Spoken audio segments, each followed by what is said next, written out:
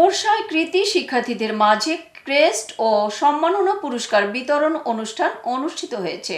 পোরশা নওগাঁ প্রতিনিধি M A মান্নানের রিপোর্টে বিস্তারিত।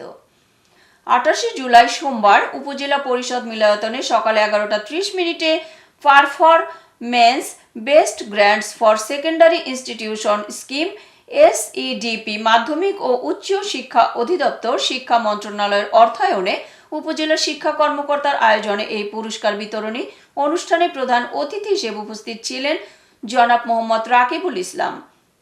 উপজেলা নির্বাহী অফিসার পোরশা বিশেষ অতিথি হিসেবে ছিলেন মোহাম্মদ নাবিলা ফেরদাউস, সহকারী কমিশনার ভূমি জনাব মোহাম্মদ শামসুল কবির, উপজেলা শিক্ষা অফিসার। সভাপতিত্ব করেন জনাব মোহাম্মদ শাহাদাত হোসেন, জেলা শিক্ষা অফিসার নওগাঁ।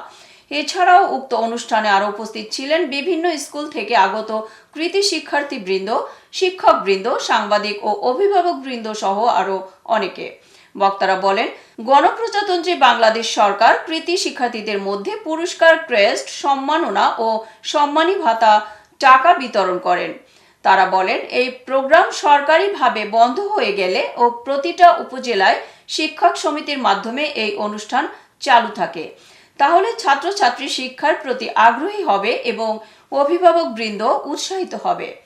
পরিশেষে সভাপতি সাহেব 2022 সালের 10 জন এসএসসি শিক্ষার্থী এবং 23 সালের 10 জন এসএসসি শিক্ষার্থী ও 22 সালের 10 জন এইচএসসি শিক্ষার্থী এবং 23 সালের 10 জন এসএসসি শিক্ষার্থীকে ক্রেস্ট ও সার্টিফিকেট প্রদান করেন।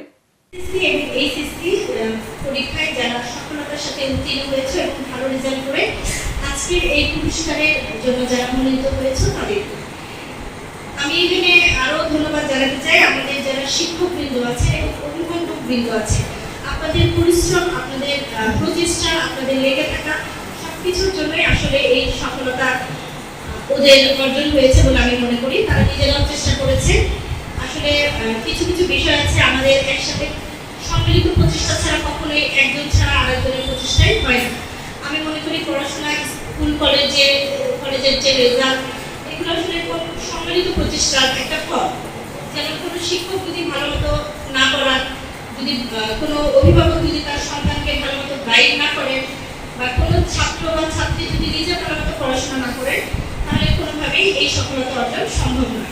প্রত্যেকটা প্রতিষ্ঠানে কিন্তু এরকম আমরা অনুষ্ঠান আয়োজন করতে পারি, তাদের উৎসাহিত করতে, কারণ আপনাদের ওখানেও তো ফার্স্ট, সেকেন্ড, থার্ড হয়, তাই না? বিভিন্ন বৃত্তি পায়, ভালো A+ পায়, বা বিভিন্ন ভালো জায়গায় ভর্তি হয়।